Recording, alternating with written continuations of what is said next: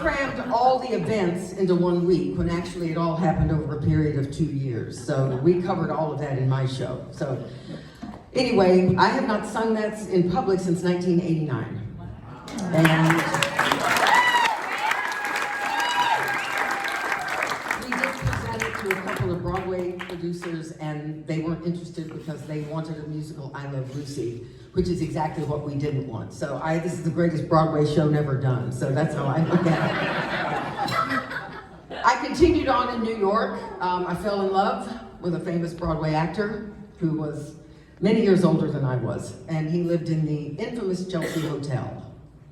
Dylan Thomas lived there, Arthur Miller. It's a beautiful historic building. And he was my tutor, my inspiration and instructor in life in New York City in the theater. Anyway, we split after a few years, but we were always in each other's lives.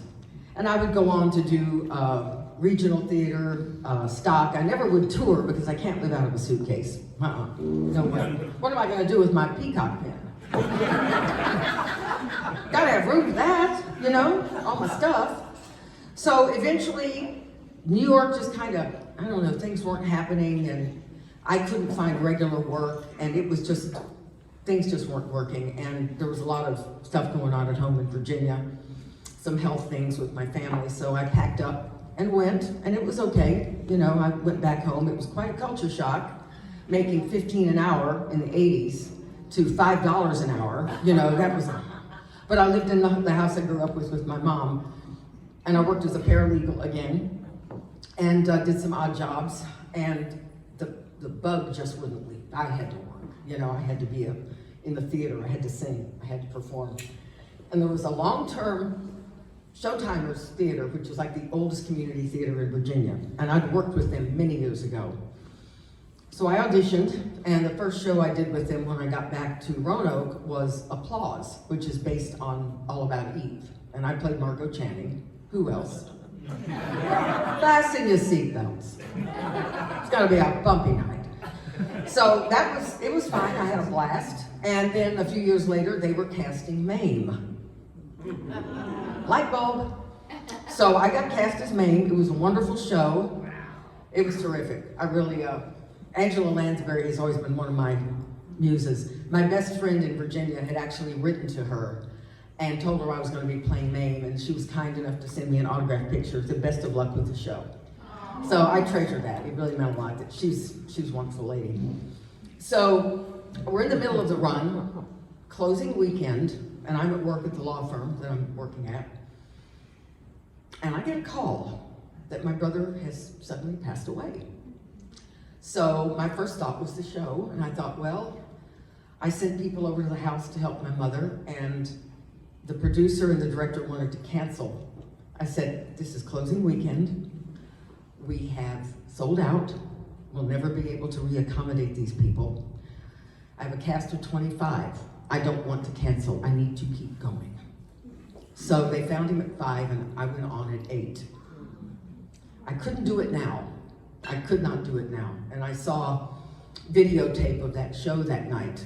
And when I got to the number that I'm going to do for you now, it's where Mame and Patrick have a big argument, and he walks out.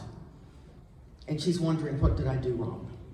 You know, what did I do to make him walk away from me? And I looked at the videotape, and you can't tell that anything was wrong. I powered through it. I don't know that I could do it now, but at the time I felt it was the appropriate thing. So I'd like to do that song for you now, If He Walked Into My Life Today, as a tribute to my brother, not out of grief or sadness, but as a tribute to the brilliant man that he was. And I'd like to do that for you now.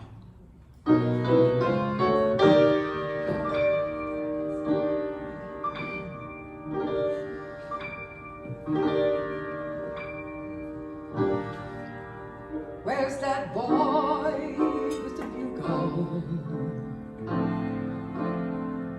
My little love, who was always my big romance. Where's that boy with the bugle? And why did I ever buy him those damn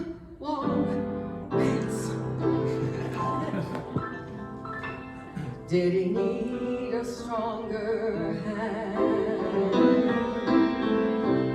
Did he need a lighter touch? Was I soft or was I rough? Did I give enough? Did I give too much? At the moment when he needed me, did I ever turn away? Would I be there when he called if he walked into my life today? Should I blame the times I pampered him, or blame the times I bossed him? Oh, shame. I never really found the boy before I lost him. Were his years a little fast? Were his days a little free? Was there too much of a crowd, all too lush and loud, and not enough of me? So I'll ask myself my whole life long, what went wrong along the way? Would I make the same mistakes if he walked into my life today? Should I blame the times I pampered him, or blame the times I lost him?